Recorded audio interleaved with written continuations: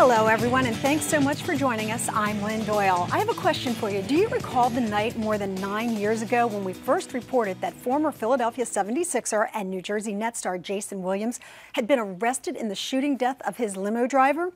You'll recall that Williams was later charged with shooting Costas Gus Christofi in the bedroom of his New Jersey home and then trying to cover it up. While acquitted of the most serious charges, Williams last year was sentenced to 5 years in jail.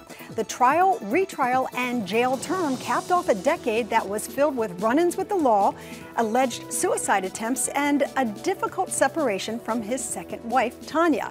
Well, now Tanya Williams is speaking out about how all of that affected her, what she's done to reshape her life, and what other women can do to empower themselves. She's written a book with a very catchy title. It's called I'm Tired, Carry Your Own Bags, a 7-day journey to peace, passion, and purpose. And she is my special guest this hour. Tanya, it's very nice to have you here. Thank you for having me. Now, you know that that's a very catchy title to that book, I right? do. I assume that you are referring to the fact that after a tumultuous decade, you're pretty much tired. Well, you know, the title represents what most of us feel when we are so encumbered with carrying other people's drama and insecurities. And so at some point, you don't feel like bags, you don't feel like stuff, you feel like just that word that's listed there. And I had to go back and forth with publishers, but they said, okay, if that's what you feel, go ahead and go for it. Okay, and you have gone for it. You have, in fact, gone in a direction to try to reshape your life and to teach other women how they can empower themselves, partly because you needed to go through that process yourself. Absolutely. I believe that all of us were created for a specific purpose in life. And what I try to explain to women primarily, but anyone who's going through a traumatic or a stressful period, is find pain and take it and make it purposeful, because there is purpose in your pain.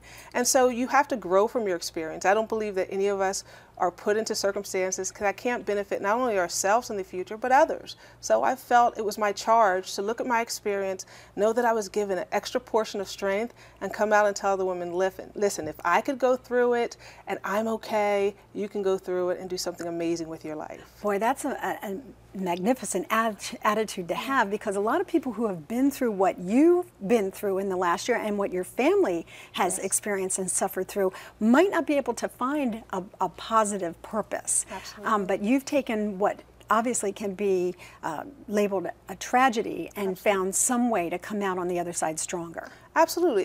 It wasn't always easy. I had a lot of faith. I'm a woman of faith, and I have support from my family.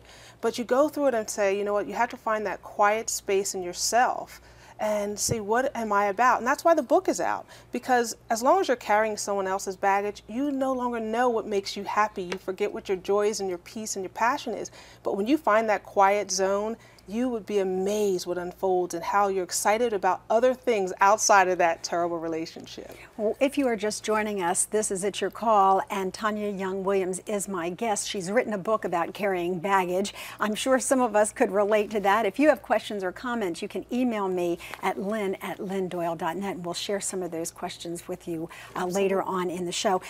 Now let's set the stage for people to understand the baggage that you found yourself carrying in the last decade. Jayson Williams, seems like you were living, you know, a dream come true kind of lifestyle. Yes. Here he was, an up-and-coming star in the NBA. You've known him since college. You married, and then all of a sudden, within the first 6 months, things changed dramatically. Absolutely. Tell me how.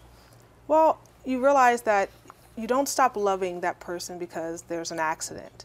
And because of my background, I jumped in with 2 feet and said, how do I protect my husband? How do I protect our family? This is going to be a long drawn out purpose. So I was process. So I went in, as many women do, and pick up all the bags of everyone and say, you know what, how can we get through this?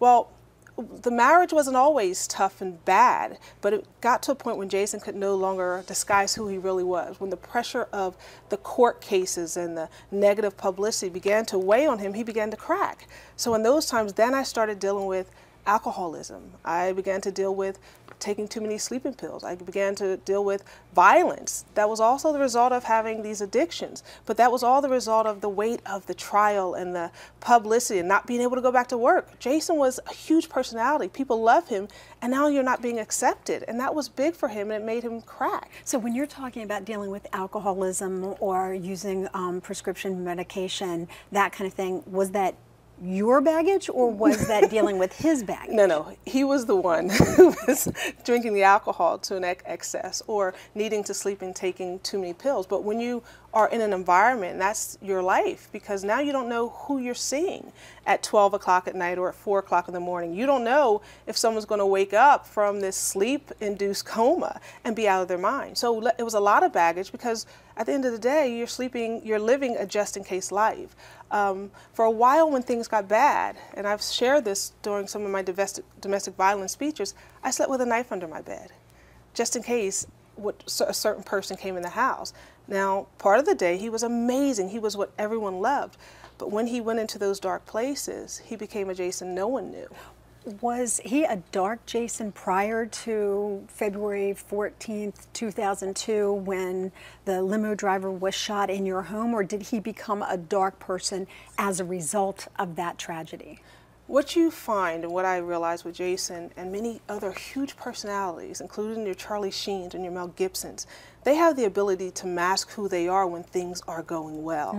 Once things start to crack and under pressure, you hear these violent things from them, and you hear it from hugely successful, usually men, because they've been getting away with masking it for so long. But when things start getting bad, that dark side that was always there, but you rarely saw or people covered up, now it's evident and you see it. That's an interesting observation. So obviously a man was killed. Absolutely. There were charges brought against your husband, a trial.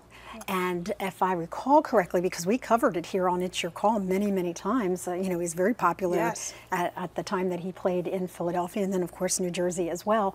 If I recall correctly, he was acquitted of the more serious charges, but then the jury was deadlocked on some lesser charges? They were deadlocked on reckless manslaughter, and he was found guilty of the cover-up charges.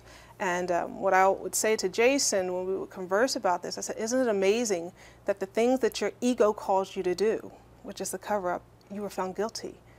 The thing that was indeed an accident, they had the wisdom to acquit you of that. Now they have this one thing hanging over your head.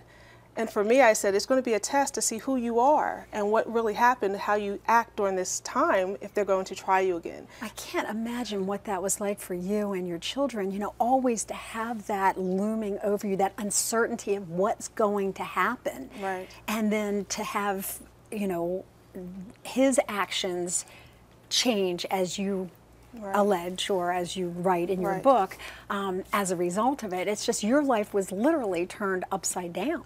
And instantly, but when you're in love with someone and you're supporting that person, you're willing to go through all of that. But there came to be a point, Jayson's antics didn't start until I filed for divorce. Now, I know the timing because it's my life, but he was, as long as he had the picture-esque wife and marriage and children, he didn't go acting crazy. He didn't act crazy. But once I filed for divorce and he realized, wait, people know negative things and dark things about me, that's when all of this acting out began. The good news is my children, being young, were insulated from this. So they never even knew what happened to their father until he went away. That's when I took them and said, let me tell you, Mommy's always taught you about consequences. And I was like, well, Daddy had an accident and his consequence is this. But up until that point, they never knew about any of this whatsoever. But it was important that I filed for divorce because as women, and this is Women's History Month, I had to let my children know that they deserve more in a relationship. And that's what we're going to talk about next, because a lot of people were wondering about the timing of the divorce, and we are going to find out what was behind it and what message Tanya hopes to share with other women who could find themselves in a difficult situation or relationship as well. We'll be back with more right after this. If you're tired and you need to tell someone to carry their own stuff, you'll get her book. We'll tell you how when we come back.